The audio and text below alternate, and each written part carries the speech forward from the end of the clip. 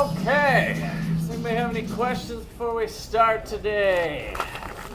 Thought I'd cue us up with a little music to motivate the topic today. Does anybody have any questions?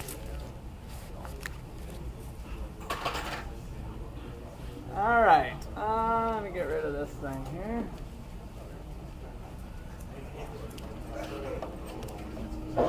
Here's Caleb.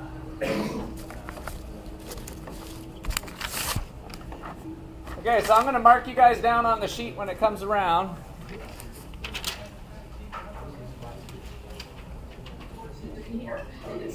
So Caleb, you got to mute your on screen. You got to, yep, there you go. Keep your microphone muted unless you guys want to talk. Then you can unmute. All right. So we are starting section 3 today.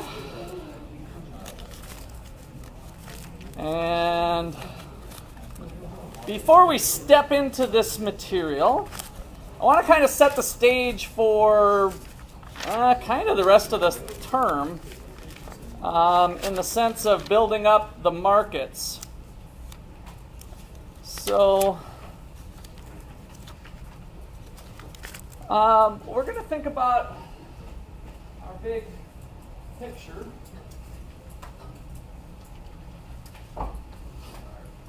The island, if you will, in terms of 4 basic markets. So, we talked about gross domestic product last time, which was what? All goods and services, right? So that's kind of general gist. The dollar value of all final goods and services produced within the nation's boundaries over the course of the year, right? So we're going to think today about how those things are made. And so where we're going with the whole course is to try to think about these 4 major markets. And chapter 6 that we're starting today is the labor market. And we're going to look at the capital market. And we're going to look at the money market. And then we're going to end with the goods market. So just kind of draw these 4 graphs here.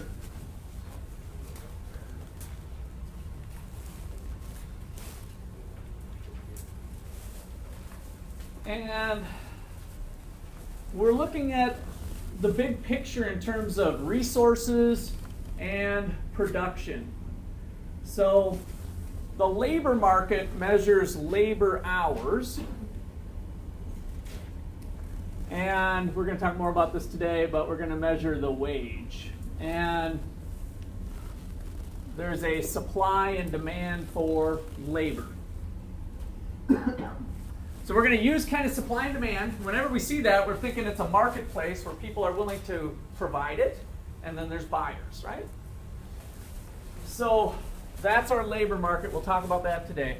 Then we're going to move into the next chapter, which is chapter 7, looking at the capital market. And we're going to have the demand and supply of loanable funds. Just put an LF there for right now. And so this is the market for capital, is the big picture. And then down here we're going to measure money. Just put a $ for now. And then we're going to have a supply and a demand for money. I just kind of want to motivate the pictures. We're not defining anything because this is now chapter 8 already. And then chapter 10 is going to get into what we call the goods market, where we're going to be back to measuring real GDP. Remember, we used a big Y because it's also thinking about it as income. So income, and then we're going to measure the average level of all prices, the price level. And then we're going to have kind of a supply and demand framework in here.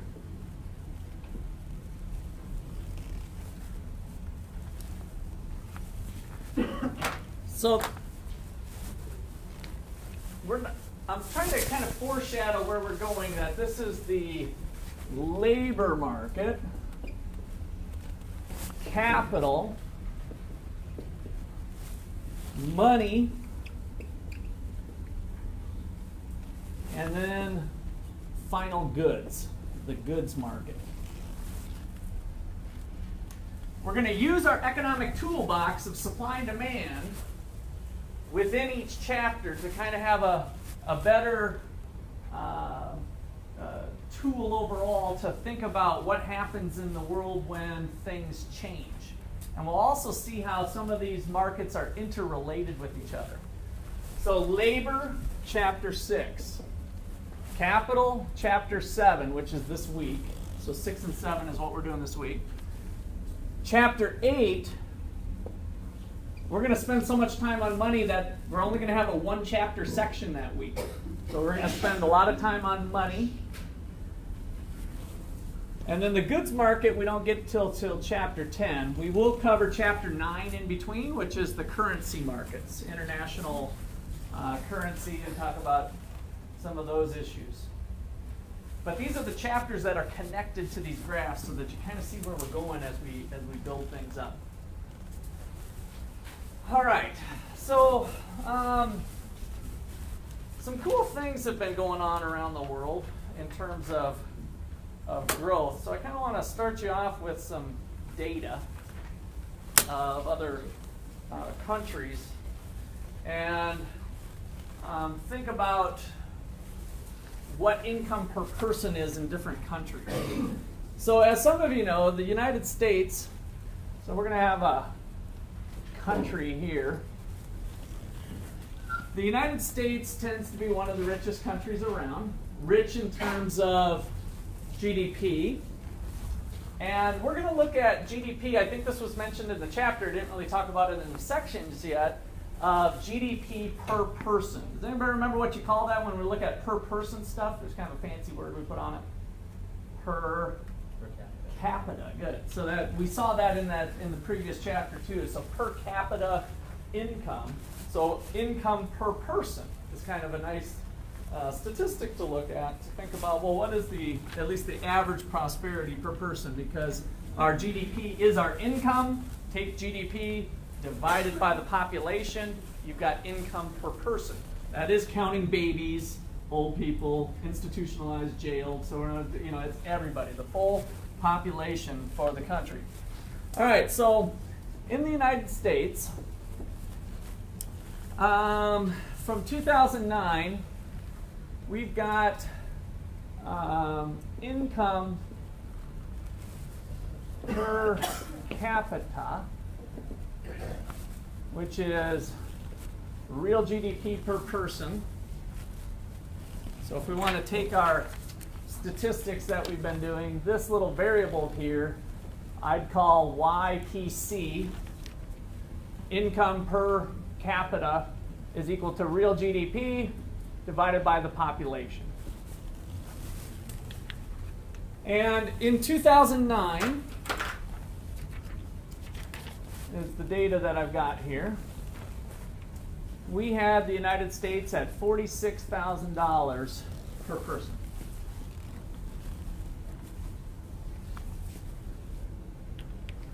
All right, so then we've got Hong Kong, Singapore, Japan. Those countries, again, just kind of eyeballing are in this, whoops, I screwed up here, not Japan, sorry. Japan slipped a little bit. Hong Kong, Singapore in the 46th, they're approaching the United States. Japan used to be up there, actually, and they've slipped now to about $32,000 per person.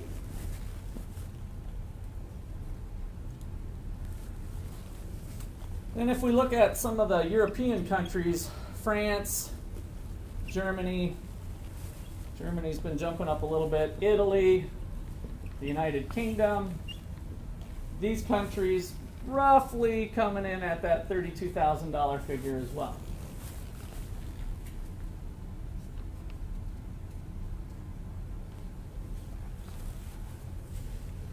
If we go into Central Europe, some of the former Soviet Union, the Eastern Bloc countries, so Central Europe,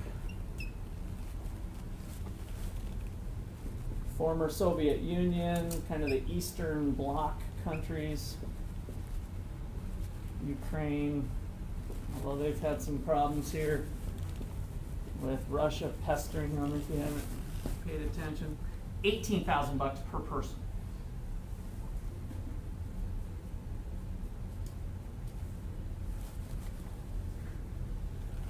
Central and South America.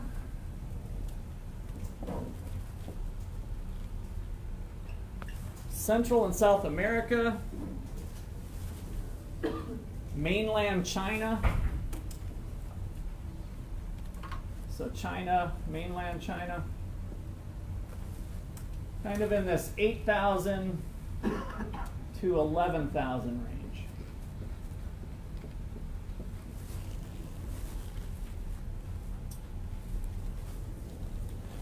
And then lastly, there's a lot of countries over in Africa running about $2,000 per person.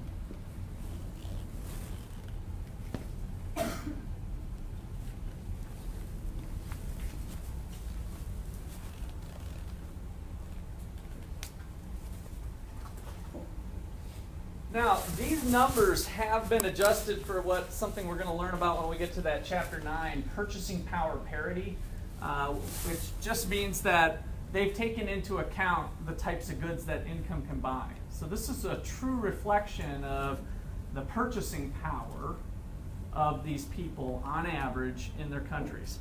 $2,000 versus $46,000 per year. Mainland China, 8 to 11. But even in some of our other counterparts over in Europe, we are substantially higher in the United States. So this poses lots of interesting questions. So the field of economic growth is relatively new in academic research, which means it might be 30 to 40 years old. 50 years old, where some of the stuff has really been looked at closely. And so economists kind of question, like, why? Like, were we the pioneers and then everybody's going to catch up to us? You know, what's equilibrium? It's like, are these people going to eventually, where do we come to global equilibrium when we have globalization? You know, are these countries going to eventually climb up the ladder and get to us? Well, one of the most interesting things that happened that spawned a whole bunch of research on this issue was these guys right here, Hong Kong, Singapore, and Japan. They were down here back in the 1960s with Central and South America and mainland China, 8 to 11,000.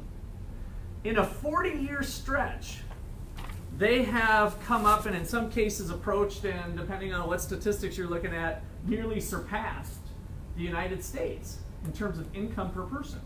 And so economists went back and said, how the heck do you do that? That's awesome. While other countries have remained in this 8 to 10,000 range. And so that then sets off the story of trying to explain what causes long-term economic growth. All right, questions or comments on some of these numbers? Let's try to give you a little bit better feel about the globe. Now, China, does anybody know the population of China, roughly? You don't have to give me an exact number, but 1 point, what did you think, Joe? I said 1 billion? It's a little bit higher than that. So how many people are on our island again? 300 million. So China's about 4 times the size of the United States in terms of population, 1.2 billion. So yeah, you weren't too far off there, 1.2 billion. And India is right up there with them, by the way. So we got India and China that are sitting there with a population that is 4 times the size of the United States. Does that make you scared? Yes. No. Where's India falling on that? They're down here too. Yeah. And they're starting to climb. They're starting to do some things. You guys might know that Obama just visited with President Modi this week over in India. And we're talking about some things. So one strategy for the United States is to say, hey, China, how you doing? We'd like to trade with you, right? What did we learn in the international trade about who's going to be made better off, the bigger country or the smaller country? Who's going to be made better off? Both. Good. Trick question. Both. I heard, Jeff, was that you first? Do you have a hard copy of the textbook? Yeah. You do. I want you to. Let me give you an extra credit point. Thank you. I'm up to something. If you can't tell. All right. Yeah. +1. Good. Both. It was kind of a trick question. We learned in Chapter 2 and Chapter 15, International Trade, that when countries engage in trade, both countries are made better off. It's a win-win deal. And so, despite China being 4 times our size, and India being 4 times our size, by the way, they're right in line with each other. If we engage in trade and develop that relationship and have good relations via trade, both Americans and Indians and the Chinese will be made better off. So that's kind of an exciting prospect. Okay, any other comments or questions on that? Okay, so let me put that note here.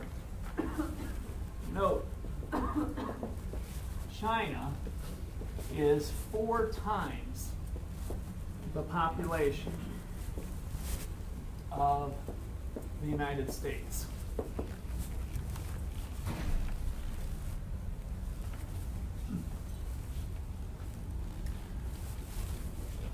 It is also 200 times the population of Hong Kong. Now, does anybody know the history a little bit of Hong Kong versus China? What do you just to kind of fill some other people in? What's your general gist of Hong Kong, China? Hong Kong was a British colony, and then the British gave it back to China. Good. Okay, so basically, Hong Kong is Chinese. They were part of China. The British came over, British imperialism, ran around the world saying, that's mine, that's mine, that's mine, and taking a bunch of people's land. They took one of the most valuable pieces, nice little island that was carved off of China, great access, great port access, all of that. And then, in an effort of, sorry, my bad, didn't mean to, UK decided to give it back to the Chinese people in kind of a special way, though. So, is China communist? Yes. Is Hong Kong communist now? When they gave it back to them, is it part of that?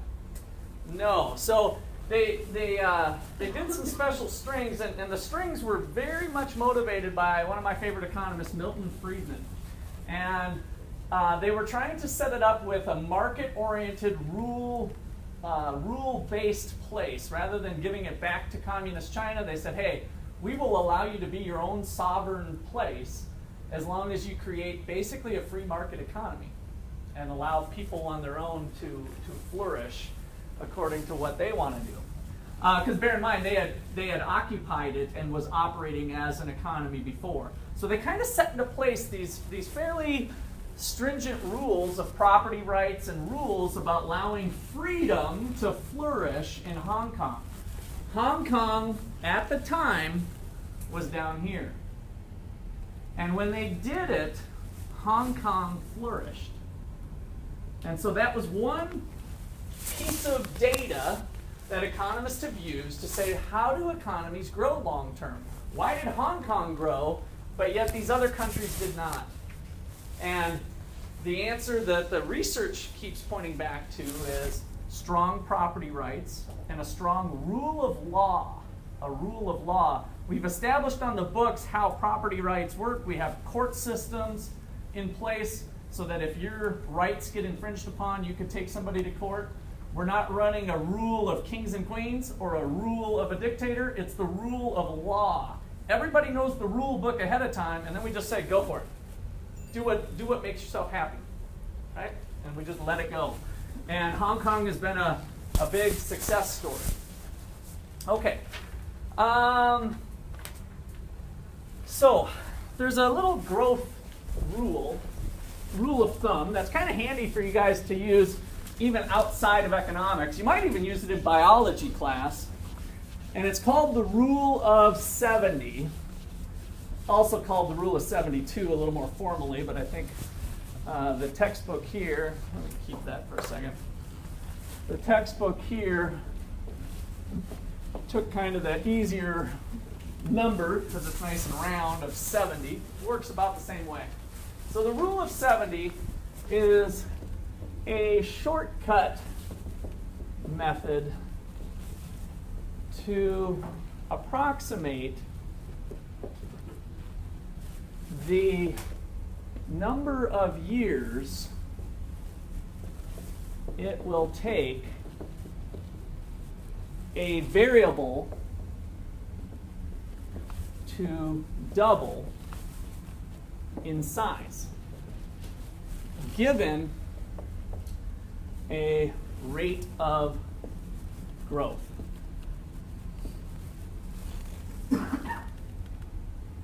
A shortcut method used to approximate the number of years it'll take a variable to double in size given a rate of growth. It truly is a shortcut method. It's not perfect mathematics, but it just turns out that the equations work this way. And so we can determine the number of years to double by simply looking at 70 divided by the percentage rate, the rate of growth.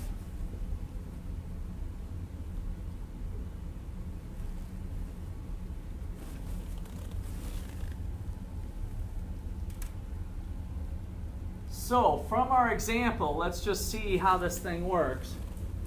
If China grows at 7% a year,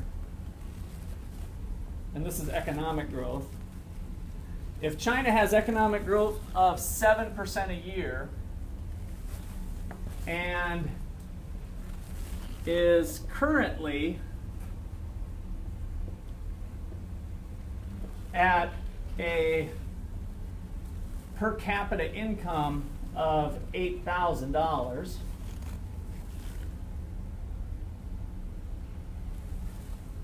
how long will it take to double to 16? 10 years. Let me let you guys get all that down first.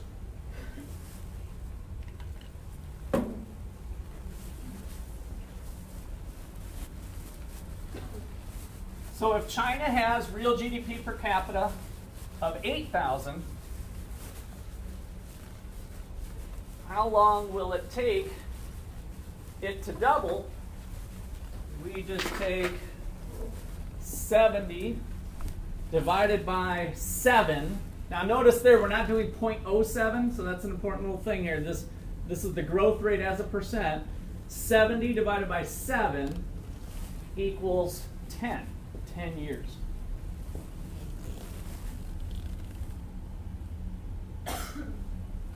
So kind of a quick and dirty shortcut to get how long it'll take something to double. So if you have $1,000 in a bank and you're earning 2% interest, how long will it take your $1,000 to double to $2,000? 35 years. That's kind of depressing, isn't it? Because guess what? Interest rates at a bank are less than 2% right now. So when you get into retirement planning like we do in our personal finance class, that is not where you park long-term investments, long-term financing, because 70 divided by 2% equals 35 years. So your $1,000 will grow to $2,000 in a depressing 35 years. That's not enough to retire on. So we got to get a little more aggressive than that.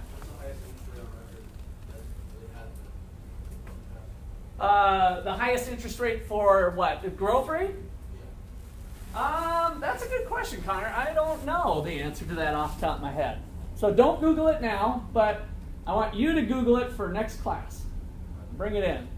Let me throw out a guess. I would guess real growth rate, so you got to be careful. That's why it might take a while to Google this to figure out what real growth rate. But I would guess probably not bigger than 18%. I would guess. What I ask you the highest? The highest growth rate. Now I got to have your homework problem down, don't I? All right. So, Connor, do you have the actual hard copy of the textbook, or are you working off the e-text? E-text. Do you think you would use the hard copy if you had it? Yes. Due to your participation today, I'm going to present you with a little gift. This is the hard copy, full color of the textbook. So that'll help you get a little, maybe get into your answers there. All right, so the reason I had a few extras of those, and we're going to be moving to the 12th edition of the textbook. This is the 10th, so I have a little inventory. That was my last one to give out. So congratulations. Hopefully now that's guaranteeing an A.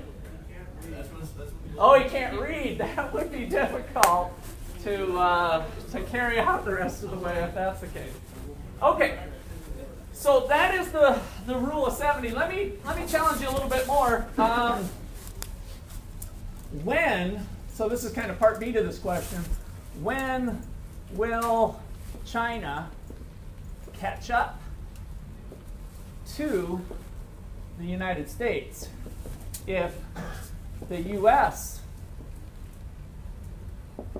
grows at 3% per year?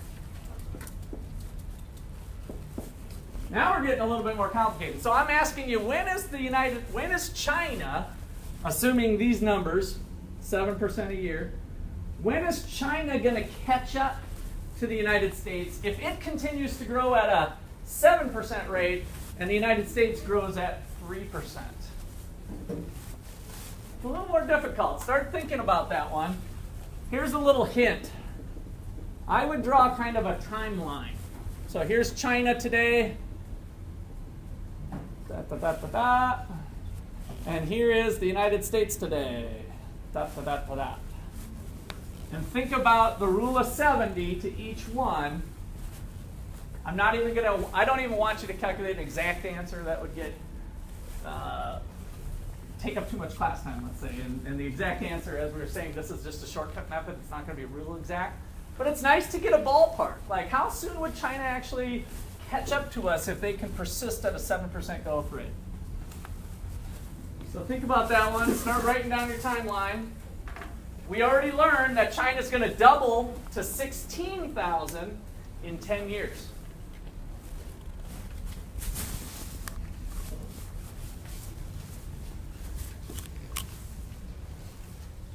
About 3.5 years. 3.5. That sounds too short.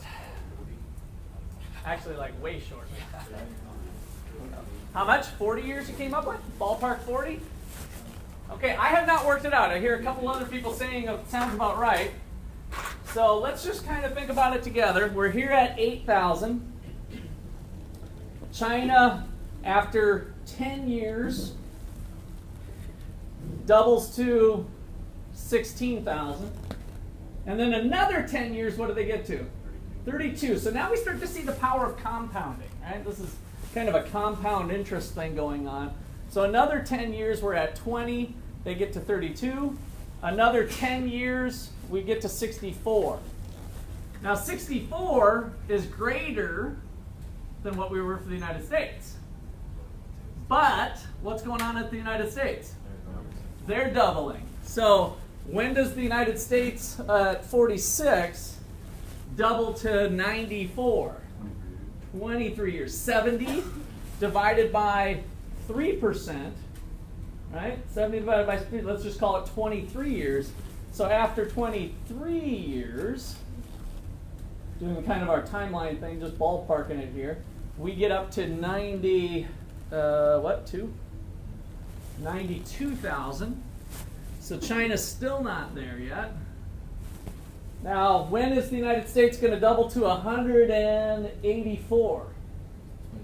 23 more years. So at year 46 years, we get 184.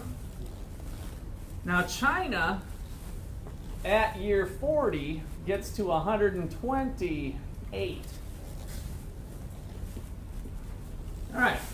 And we can stop there, right? I just wanted to give you a feel for how powerful this can be, because that is actually what happened with Hong Kong. I just kind of lucked out, I guess, with these growth rates. But that's how we can see a country who's currently poor potentially catch up to the rich countries in as little as 40 years, which sounds like forever to people who are 20-something, but 40 years in the grand scheme of things, in the grand scheme of life, is relatively short. So that's kind of cool. And so economists tend to be wanting to figure out how to make the world a better place. And so if we think the world is a better place when people have more income per person, which again we can debate all day long, we kind of touched on that, income can't buy you happiness, it's not the best thing in the world, but it's nice when you can actually buy food to eat, right? So that kind of helps us. If we have more rather than less, maybe what type of advice, what type of consulting could economists offer some of these countries to get things into place so that they can have more prosperity in terms of income anyways? Okay. Questions or comments on that? All right, so we need to think about some of the underlying fundamentals of economic growth, and how we're going to start off that discussion is with the labor market. We've got people in our country. Some of them are willing and able to work, but they're not working. What did we call those people from chapter 5? The unemployed, right? We got people unemployed, and again, if they're willing and able to work but struggling to find a job of any sort or to make ends meet, why is that? Is there something that can be done to help them out? Okay, so I want to introduce you to the production function. The production function.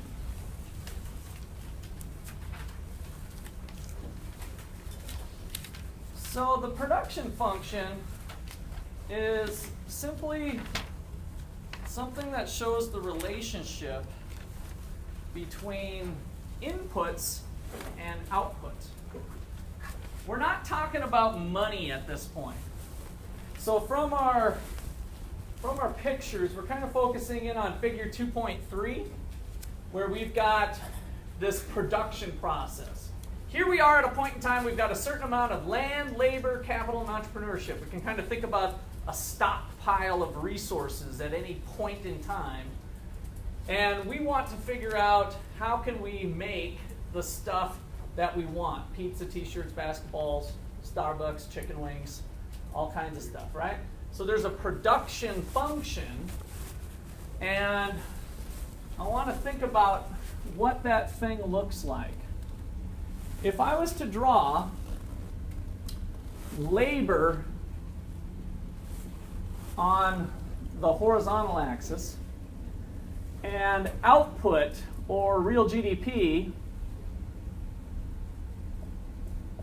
so since I'm using the word real GDP, we're thinking of the quantities of goods and services, right? So we had that little thing that real GDP was equal to the sum of all the values of all goods and services. So chicken wings, quantity of chicken wings, price of chicken wings. So when we use the word real GDP, we're thinking about the actual quantities of stuff that we have. What would that function look like with our graphing goggles on? Would it be a positively related? Would it be positive or negative relationship or independent? So would you think these two things are positively related or negatively related? Positive, right? As labor increases, do I get more stuff or less stuff? More stuff. So would that increasing function tend to look like A, B, or C? All of these functions, all of these production functions are positively related. As labor goes up, output goes up. Which one do we expect it to look like? C? I heard an A? All of them. Okay, so what does each one imply? I think is what we got to start thinking about. So, kind of missing my grill top here. Got too much stuff.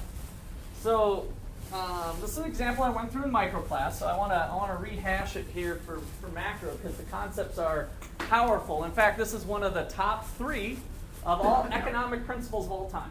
I've never been brave enough to actually order 1, 2, and 3, but I know that this one is in the top 3 of all econ principles. And so I used to be a cook, a line cook at a restaurant. I started off with a little greasy spoon, then I went to a steak and lobster place, and then I was at Red Lobster for a while. So I kind of had my way around the kitchen. And so this example, I try to think about my greasy spoon days when I was making hamburgers. And so I want you to imagine that I've got a grill top for my burgers, which I guess I won't reference my grill top too much since these guys are sitting at it, but right, I got a certain grill space at my restaurant, and I'm the cook. And I want to think about how productive I am as a cook. And so suppose that if I put in a shift, whatever length that is, maybe it's even just an hour, if I was looking at labor productivity like what we did with Japan and the United States with our productivity of cars or productivity of food. If I start to nail down like how productive I am in terms of output, let's say that I can do 100 hamburgers if I operate by myself. So if I bring on another person to work with me, can I now make 200 hamburgers, more than 200, or less than 200? I could do 100 all by myself.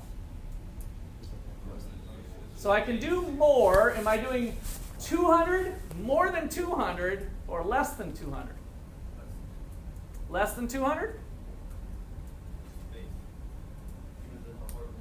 So what are some issues that we need to think about with that? Is it possible, I'm sorry, go ahead. How hard that other person works. Okay, I'm going to throw another ringer into you. Great point to make. Let's say that the other person is pretty much equally skilled as me and we're equally motivated. In other words, I'm going to strip away a little bit of that human element just because we're dealing with an economic model, and I can do that because I'm an economist, right? So this is how we approach problems. So great point to make. I'm not discounting that. It's a great point to make, but I'm going to assume that we're both equally skilled. Is it possible that we could do more than 200? Specialize the process. What do you mean by that? Like have one person just do buns, one person do burgers. Okay, good. So you can imagine that if I bring in somebody else, maybe I could focus in on pattying the burgers and watching them. The other person comes in and does the buns and does the table setups for the lettuce and tomato and everything, right? So specialization of labor could mean that when I work by myself, I have to do all of those activities by myself. And through Adam Smith's idea of the specialization of labor, by bringing 2 people in, it's possible that him and I together could produce more than 200. Each of us individually working alone could only do 100. Together, we could do more than 200. Is that A, B, or C up here? A. That's right. So it's A.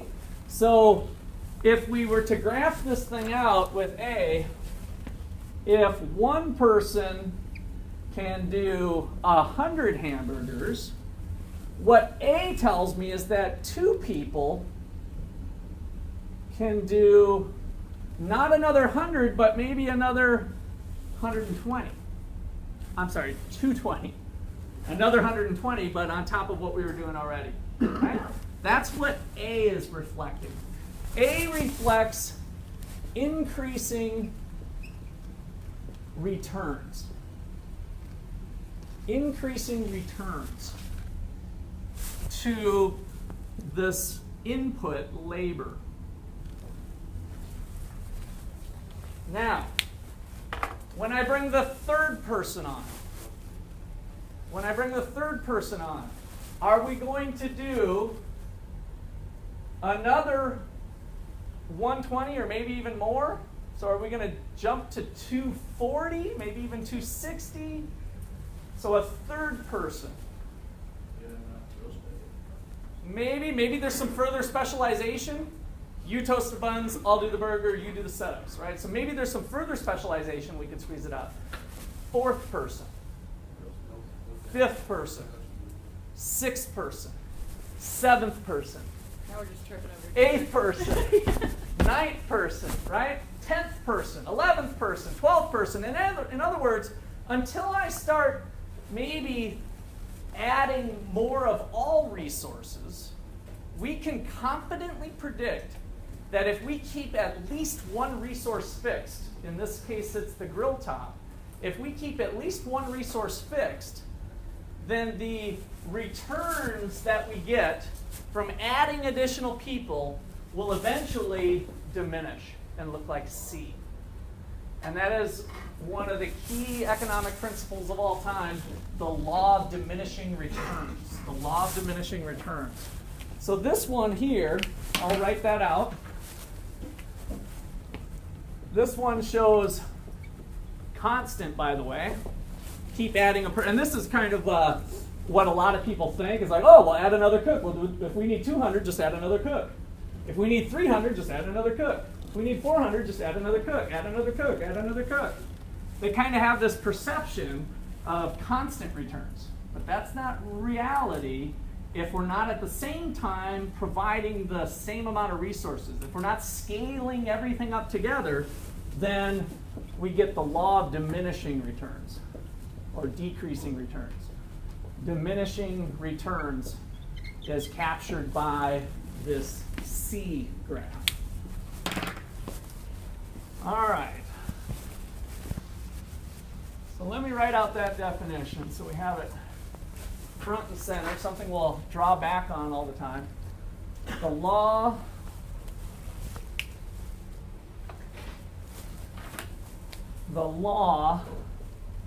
of diminishing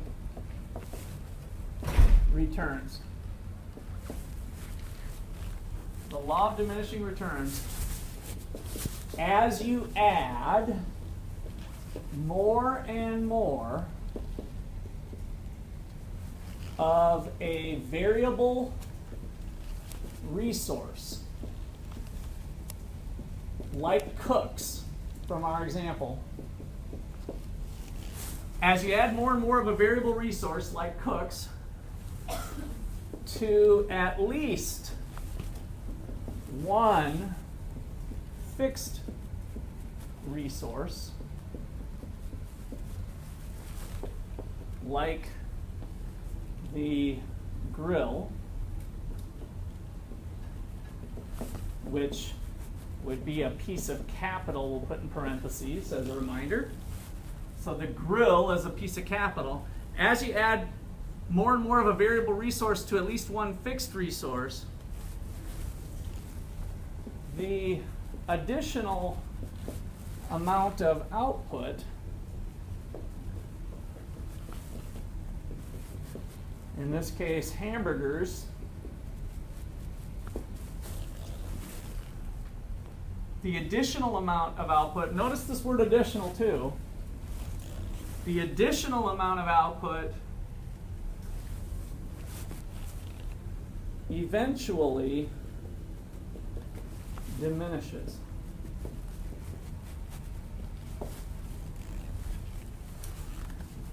And that means that graph C is the trump. That's what we'd expect. Graph C exhibits that.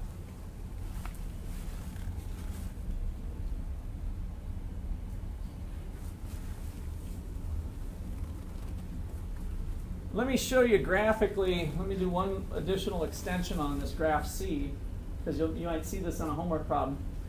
Let's say with graph C, I could do, I guess mine's coming in at 50. It doesn't really matter what you do, but 50. So one person gets me 50 hamburgers. The second person brings my production up to 90, adding 40 hamburgers. So notice that total production went up to 90, but the marginal product, the additional product of the second person was only 40. And then finally, if we add a third person, maybe we get up to, 130. And so the extra product that was added by the third worker is the equivalent of that area graphically.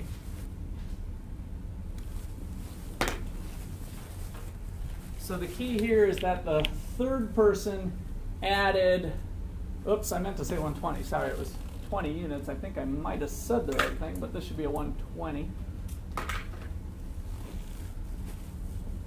So this little box here represents 30 units. This little box here is 40 units. The first person gave me the biggest bang for the buck, 50 units. The law of diminishing marginal product.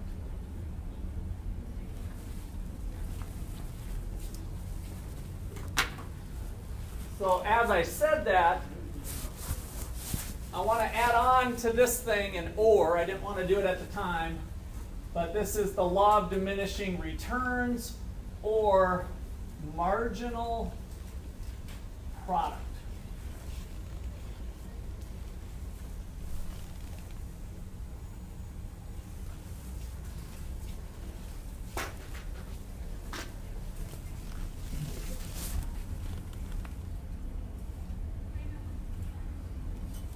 This vertical axis in the macro perspective is the real quantity of goods and services.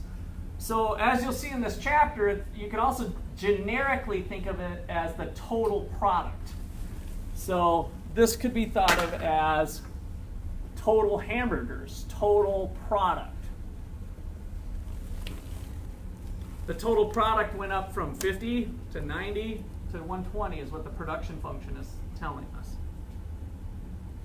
The marginal product is diminishing as we add more workers. Super important concept. Questions on that?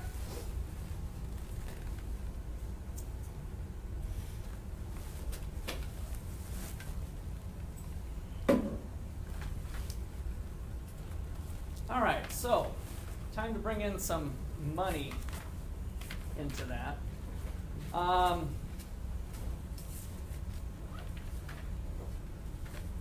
The product of labor ends up defining, I need another eraser.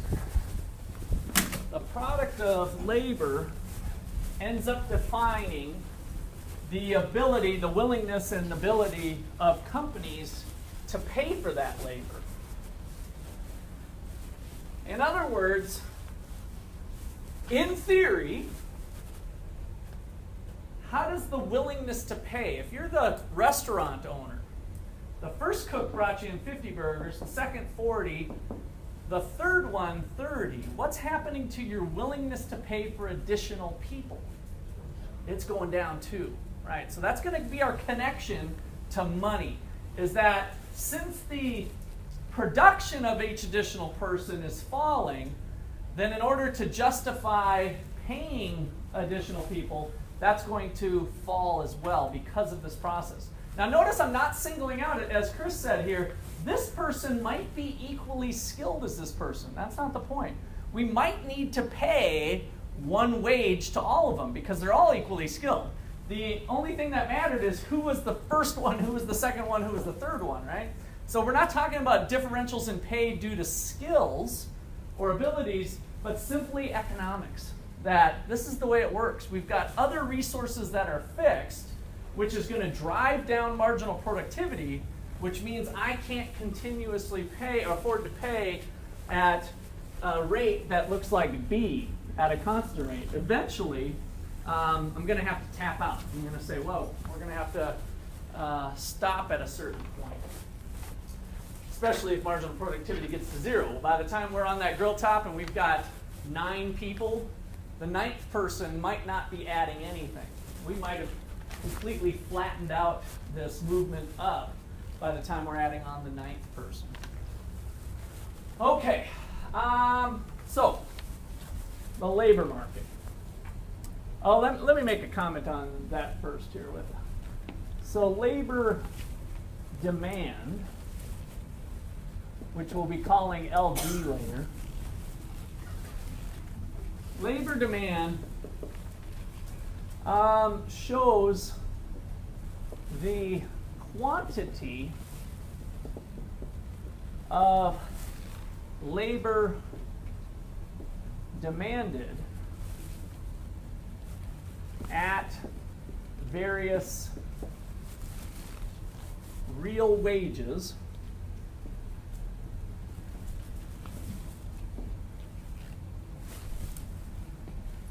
for a given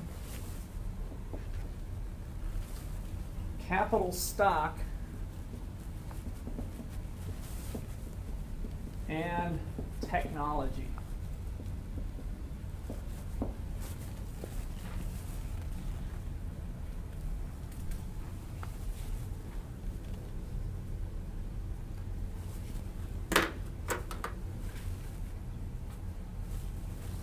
And the key point to this is that our willingness to pay, or our ability to pay, so our willingness to pay declines due to diminishing marginal product of labor. Our willingness to pay declines due to the diminishing marginal product of labor.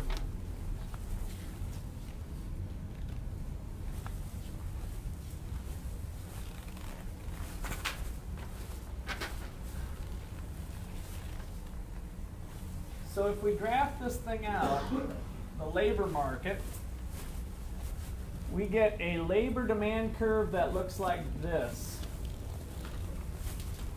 A negatively sloped function that's connecting the dots for us with labor hours. Now notice we did a little bit of a switch here on you. I talked about it earlier, but when we did the employment chapter, we were talking about quantity of human beings. When I just did my little exercise with people here, I was saying the first cook, the second cook, the third cook. Now I've switched it on you, and I'm thinking about hours of work.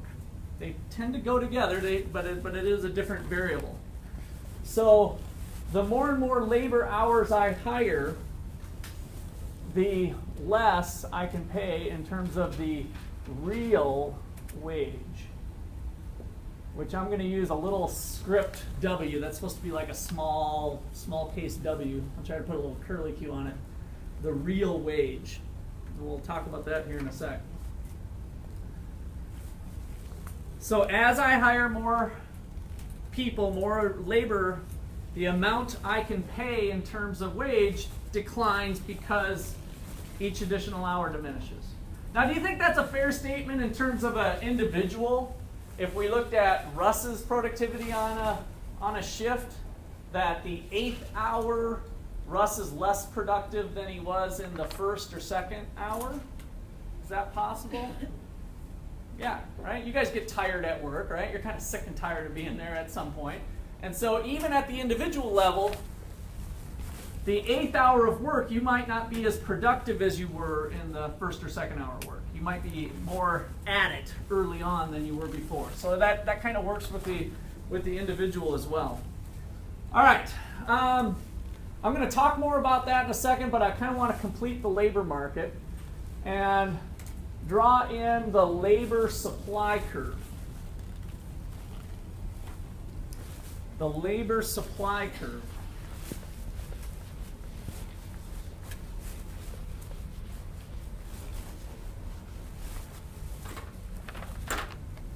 Where does the supply of labor come from, thinking about our marketplace?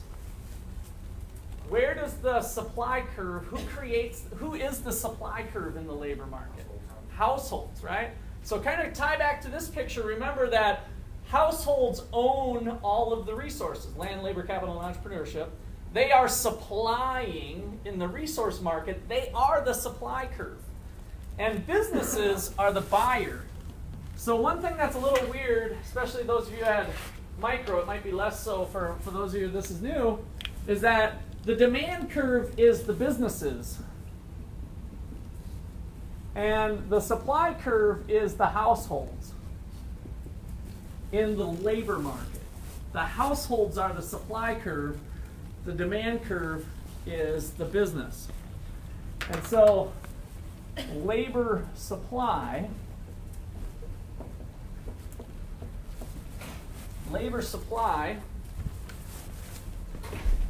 shows the quantity of hours supplied by households at various real wages.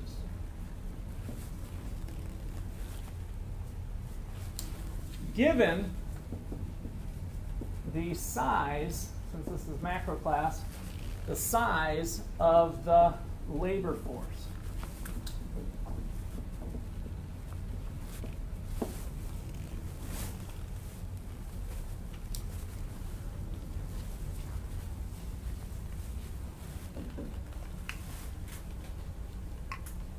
There's a tie back to chapter 5. Labor force is who?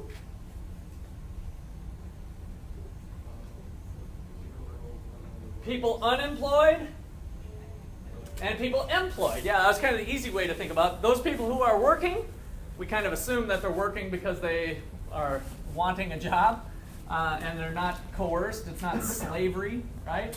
So a voluntary, a person under their own choosing is working. And we also have people who want to work but aren't working. So that was our labor force. And so as the supply, did I bring a golf club today? I didn't. Oh my gosh. How can I survive without a golf club? I might have to, I'm just lost here. Maybe I'll. So, as the supply of labor, as the labor force grows, what happens to the labor supply curve? Does it move this way or this way? As the labor force grows to the right, right? So we think about at a wage, if the labor force doubled, just to be obnoxious, if all of a sudden lots of people wanted to work, then there'd be that many more people at all wages, whether the higher wage jobs or the lower wage jobs. If we increase the labor force, we'd see a shift to the right, a movement to the right. Now we start to see some of the equilibrium effects. As the labor force grows, what happens to wages? They go down, right? So that's the new intersection point, is going to be somewhere over here, which is going to be at a lower wage. All right, so that just kind of fuels us a little bit on the dynamics that we're going with. or that we'll talk a little bit more about later. Okay, got labor hours. Let's get back to the real wage here. So what did the word real mean with real GDP? What do we do when we hear the real word?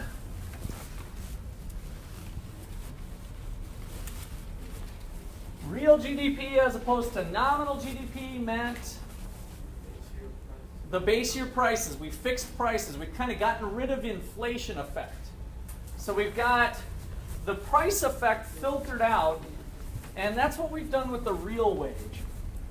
So the real wage, which I'm doing a little W, the real wage is the nominal wage expressed in terms of a base year's purchasing power. It's one way to think about it.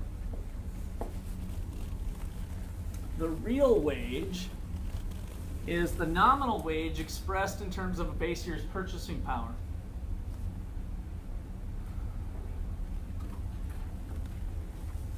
So, putting our equation goggles on, the real wage for 2015, for instance, would be equal to the nominal wage, big W. Nominal wage, let's see, I put nominal wage up here. I'm going to use big capital W for nominal wage.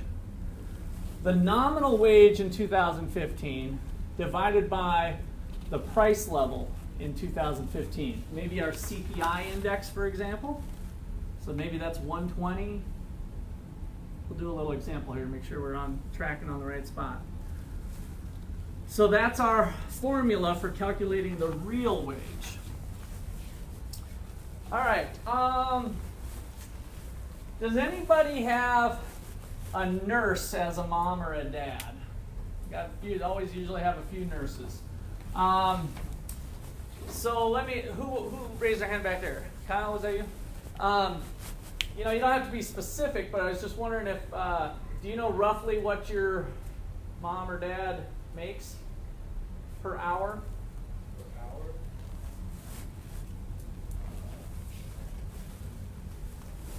Not sure? No. It's usually pretty nice. Nurses are pretty well compensated. Who else had their hand up back there? Do you know what it is, Trey? Yeah, it's going to be at least 20 for sure, depending on where you're at. Do you know where? About 27. I'd go with that. That sounds about right. Let's just use that for illustration purposes. So, what's your mom's name? Is it your mom or your dad, I guess? My mom. Your mom. So, suppose Sue makes $27 per hour. In 2014, I'm going to back you up a year. So suppose that Sue makes $27 an hour in 2014.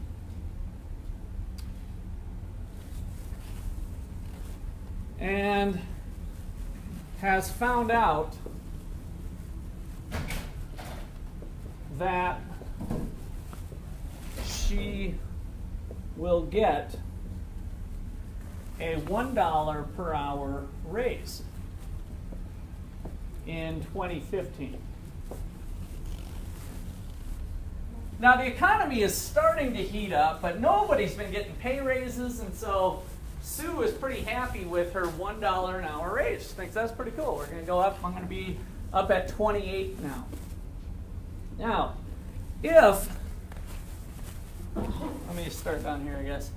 If the price level in 2014 was equal to 109, and the price level in 2015 is equal to 115, Is Sue better off in 2015 relative to 2014?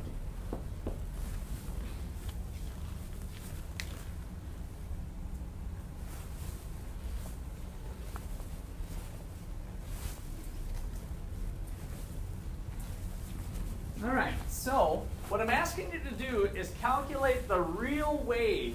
Go through this process. Pull out your calculators. And tell me what the real wage is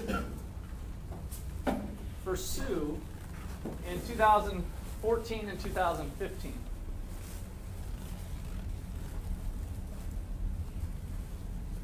What'd you get? How to write this. Oh, yeah. So we read like that, and we write, I moved this over. Yeah, move the decimal place over. That's correct. 2.4, how many? No. So you want to go back to the 1.09. Is that what you're asking? What you divide by? Yeah, go back to the. So don't divide by. You're going to get a real small number if you divide by 109. So the price level here is 1.09. That's how we're deflating it.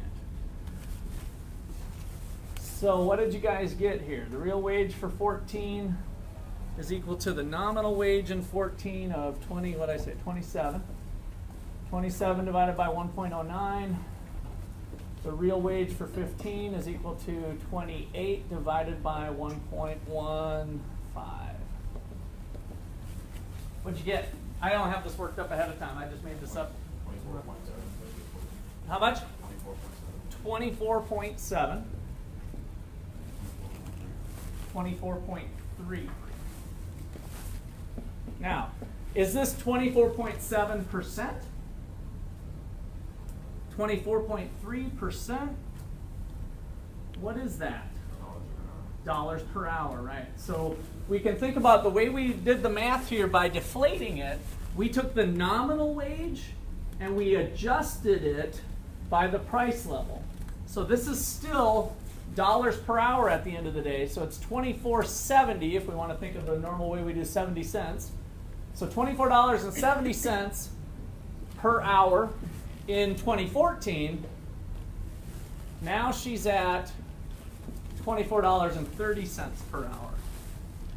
So to answer this question, is she better off in 2015 relative to 2014? Not in terms of the purchasing power of her wage. So as she looks at that, she thinks, oh, this is good, I got a raise, right?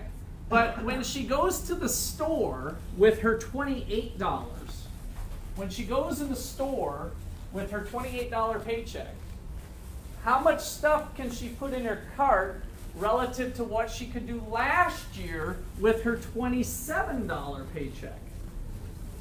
Less, right? So what we've done is we've adjusted for purchasing power.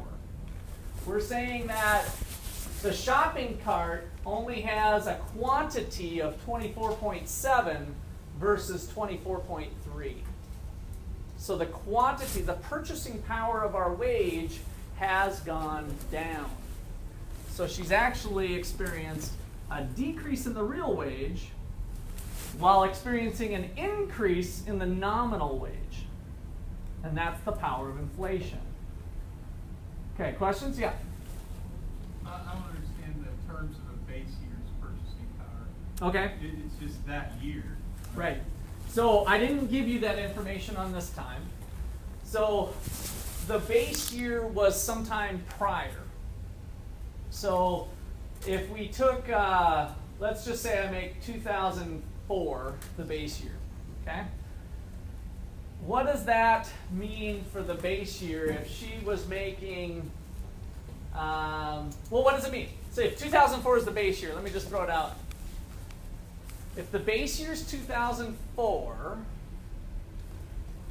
what does that mean in the grand scheme of things here? As far as the maybe more information on what 24.7 means.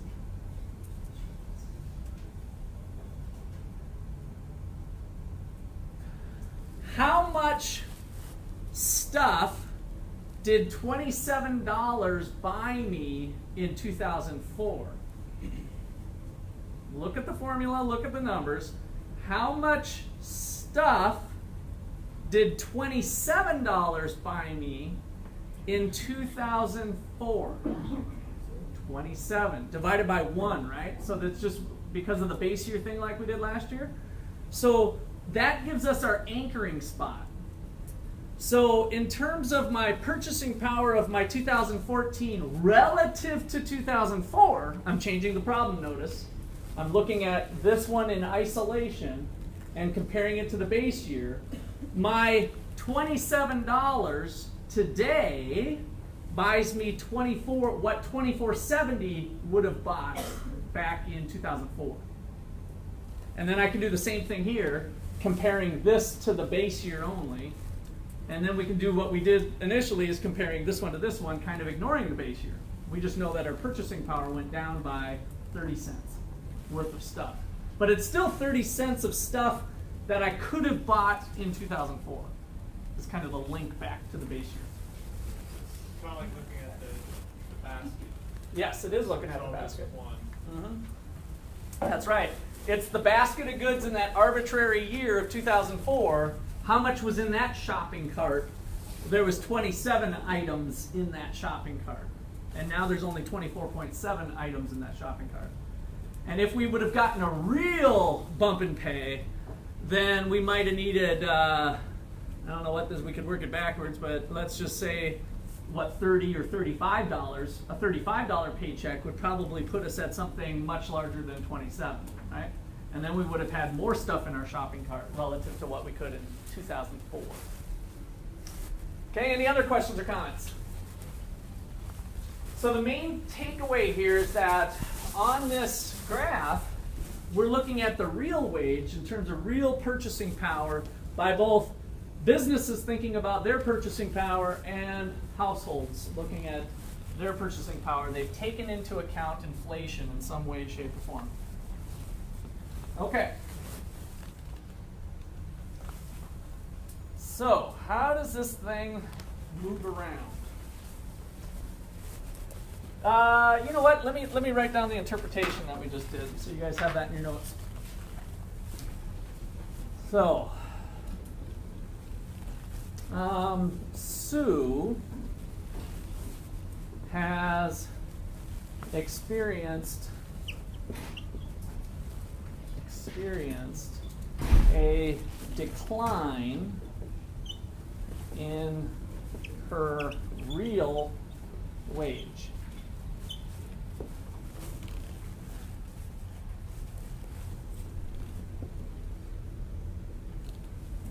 Her shopping cart basket, her shopping cart has less than in 2014.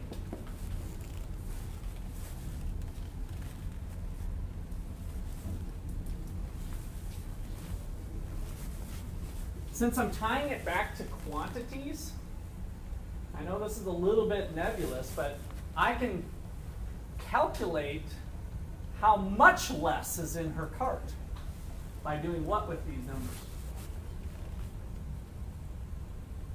If I wanted to say X% less and be a little more detailed, what could I do with these numbers?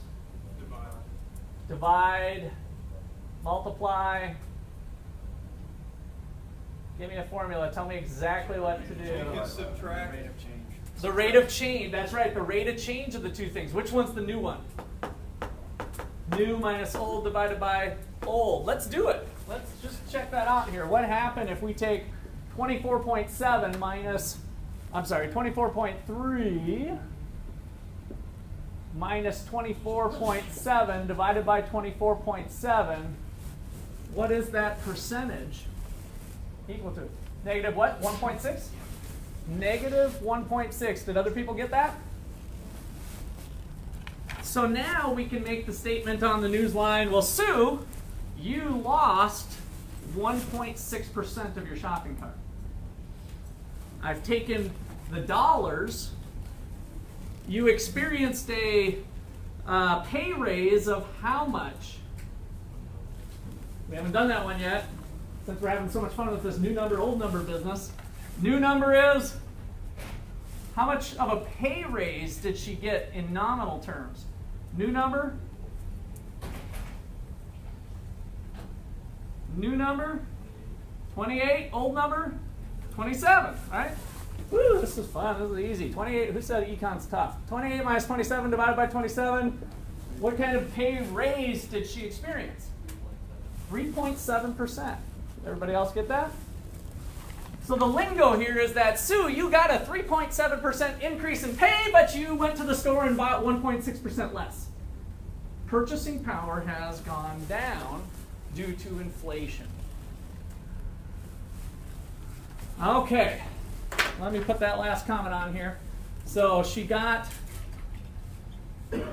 a 3.7% pay raise, but 1.6% less in her shopping cart. But a negative 1.6% change in her basket, her shopping cart.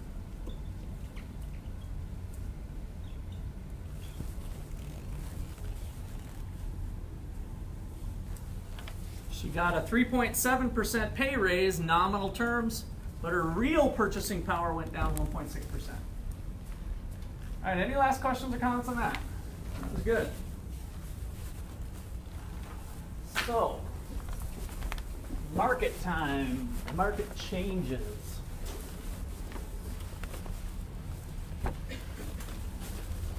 Holding all other things equal, what's that fancy Latin term we have for that? Ceteris paribus. Good, ceteris paribus. Holding all other things equal, what would we predict would happen in this market? We'd expect wages to come in at this special point we call equilibrium in economics class. I put a big W and I put a little w.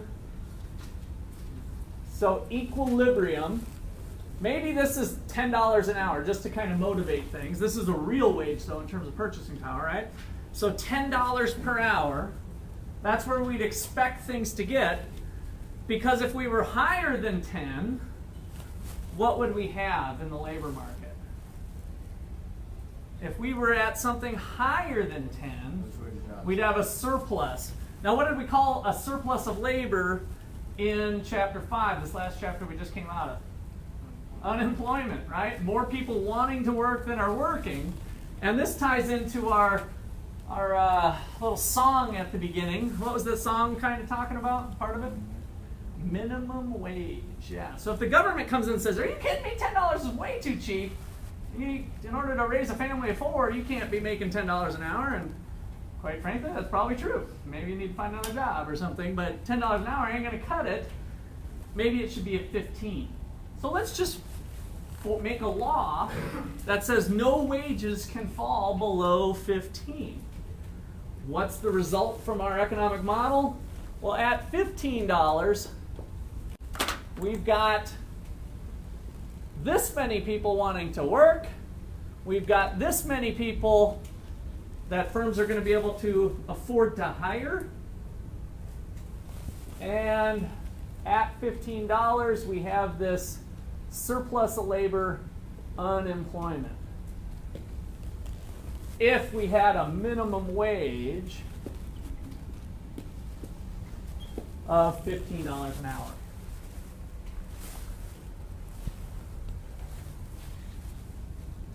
Now, despite economists telling that story over and over and over again, politicians don't seem to quite get that. And so it's been a hot button here lately that we should raise the minimum wage.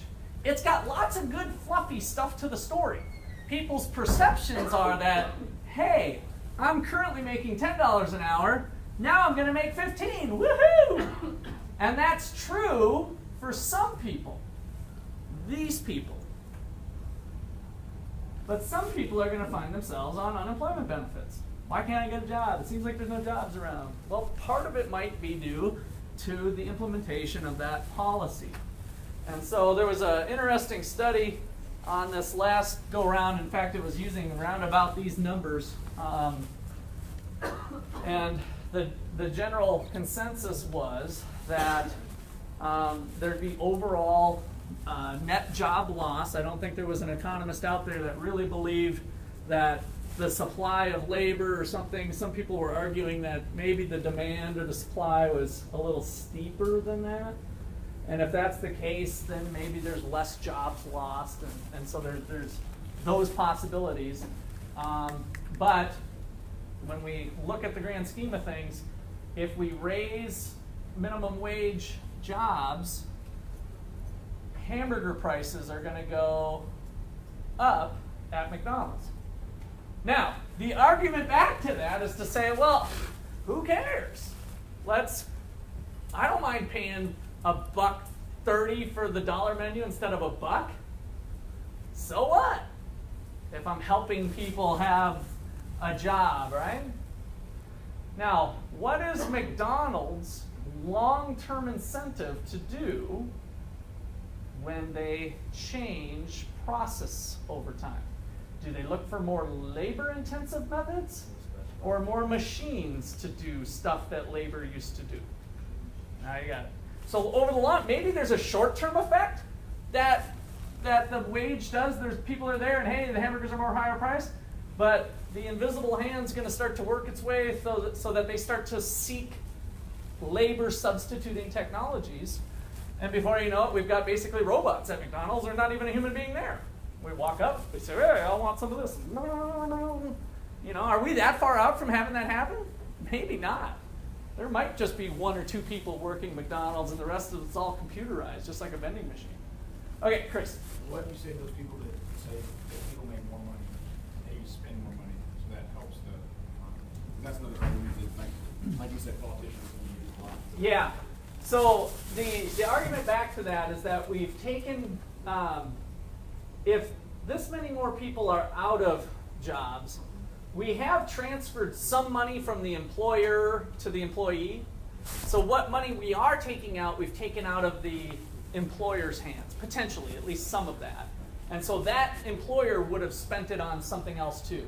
So from the macro perspective, the money's going to get spent. It depends on who it is, which is a distributional issue. So the mentality is I can take it from the big fat cat boss and give it to the employees. That's the mentality, right?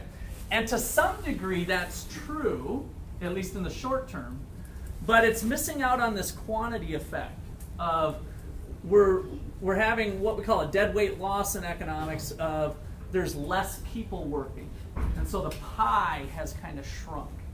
So that's kind of the missing part to that, of that it's not as easy as just taking $1 from someone and give it to another one, even though that's our perception of it.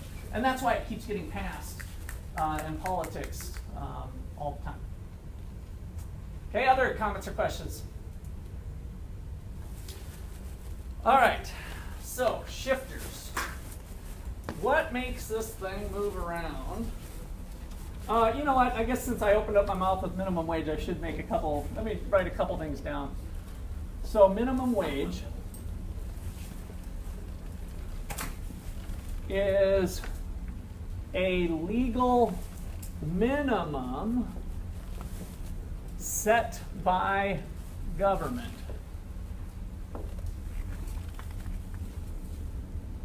Note, it must be above, it must be set above equilibrium in order to be effective.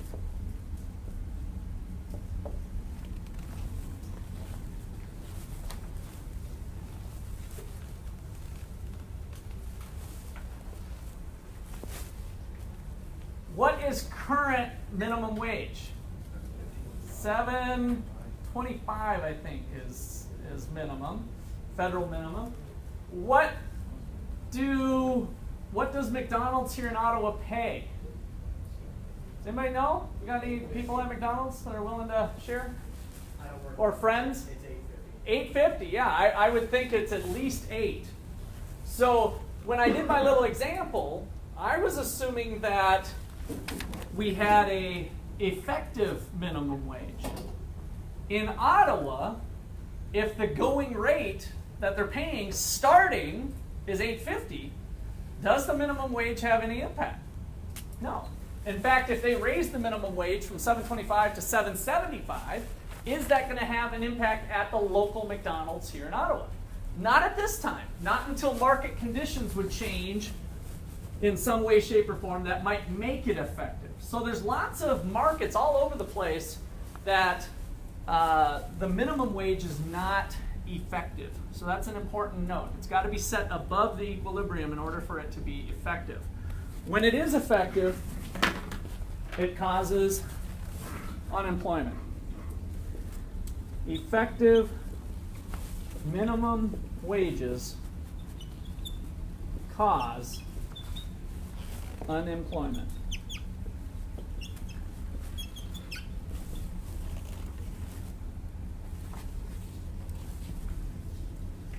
There's probably a few caveats I could throw in there on the shape of the demand curve, but I think that's a pretty fair statement that there's going to be some. I probably get at least 98% of economists to agree with that, which is an unusual thing in the economics field to get agreement among economists. Okay, so I want to look at labor supply shifters. Labor supply shifters. Number one is changes. I'm going to use this little triangle, kind of a little math shortcut for change. Changes in the working age population. Changes in the working age population, the WAP.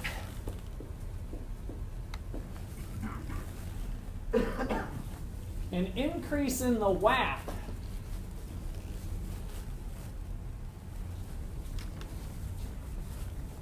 would cause what to happen with labor supply? Would that tend to shift this to the right or to the left? To the right, right? It's kind of that population argument that we were just talking about with the labor force. So the working age population, if there's an increase in that, that's going to tend to, holding other things constant, lead to an increase in the labor supply curve. A shift to the right is the notation that I'm going to use for these curves with these graphs. So you want to think about this thing relocating itself to the right. I just thought about it. If you're increasing the working age, would that mean that you're making the age higher to work? No. So we're keeping the working age at 16, and we're saying that there's more 16-year-olds that are coming into the population. So World War II is a great example of this. We went out and we beat up the Nazis, and we came back home and we started to make babies at a very exponential rate. I mean, we liked making babies back then. So we called that the baby boom. 16 years later, after World War II ends, all of a sudden the WAP starts to blossom, like really get bigger, right? And so the effects of that type of thing are having the labor supply curve in that type of market, especially in the lower wage markets. If it's unskilled, obviously 16-year-olds, we're talking about high schoolers entering, then there could be downward pressure on the equilibrium wage with that increase. Does the effect of like people are working later into their life also shift that? Absolutely, yes. So changes in demographics of people working longer. So labor economists look at all that kind of stuff. Another classic is women entering the labor force. So prior to the 1960s, it was mostly male-dominated in the labor force, and then all of a sudden we're right up to 50-50 shot here as we go through the next decades. So women entering the labor force was another big thing. Okay, good. Anything else there on labor supply? Okay, we're going to just leave it at that for labor supply shifters. Labor demand shifters. So I guess that's a shifter rather than a shift, but we got shifters. On the labor demand side, we've got one, an increase in technology. An increase in technology. Now, this one might seem strange at first. Individual jobs might be lost. We talked about the VCR repairman, right? So when technological advance occurs, it may lead to one particular sector suffering. But overall, what we learned from the production possibilities frontier is that it'll lead to more production of all goods in general. So the macroeconomy grows, and so an increase in technology will tend to increase the labor demand. So an increase in technology leads to an increase in the demand for labor.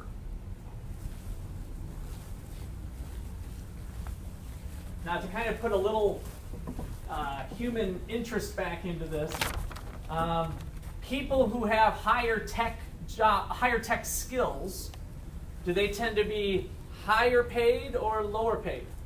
Higher paid. And now we're starting to see that with this model, that as technology, we need to get those people that have those skills, it tends to push up the wages. So as we become more skilled into maybe some higher tech fields, the pay that we see in those fields tends to be higher. Number two, a change in the capital stock. Change in K. Change in the capital stock.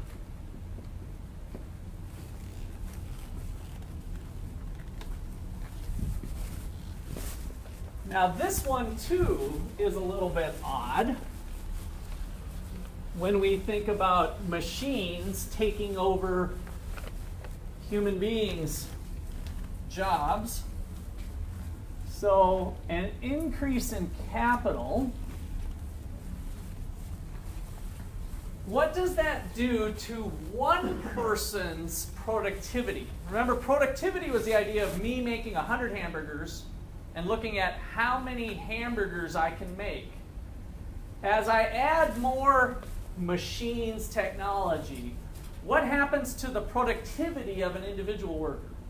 Does it go up with gadgets or down?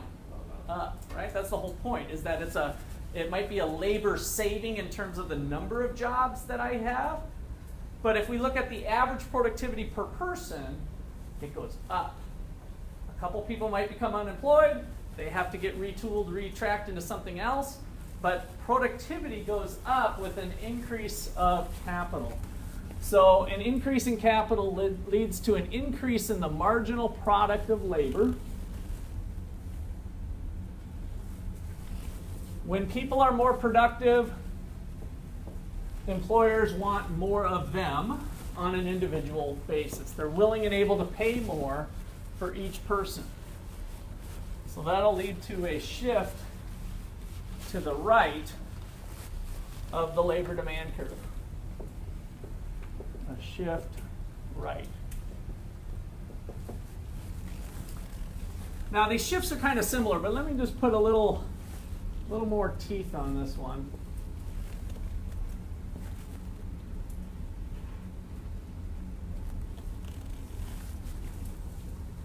I'm going to just leave it like this for now. Don't put in the supply curve. You might see a few graphs like this, or an example. So holding capital at 100 machines, my demand for people looks like this. So holding the amount of capital fixed at 100 machines, I'm able to pay 3 workers $20 an hour. 4 workers, I can afford to pay $17 an hour. 5 workers, $14 an hour.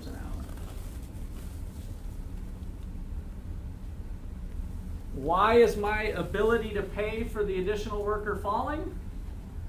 What law? Law of diminishing marginal product, right? So that's the picture we saw there. If I give my workers more machines, or we can likewise kind of think of new technology coming. For 3 workers, I used to be able to pay 20. So now at a wage of 20, I can afford to hire this many more. At a wage of 17, I used to buy 4 workers. I know this is close to sounding like slavery, but it's not. Bear with me. So at $17, I used to want to buy 4 hours of labor. Now I want to buy this many. At $14, I used to want to buy 5 units of labor. Now I want to buy this many. And so what I'm doing is I'm relocating that labor demand curve. If the capital stock grows to 150 machines, I've got more machines per person, people become more productive, I'm willing to pay more. How much I actually pay, though, is determined by the intersection of the labor supply curve and the labor demand curve, which brings us to a new equilibrium point at $20 when we started at 17. And that kind of brings back to talking about both sides of the equation rather than just one.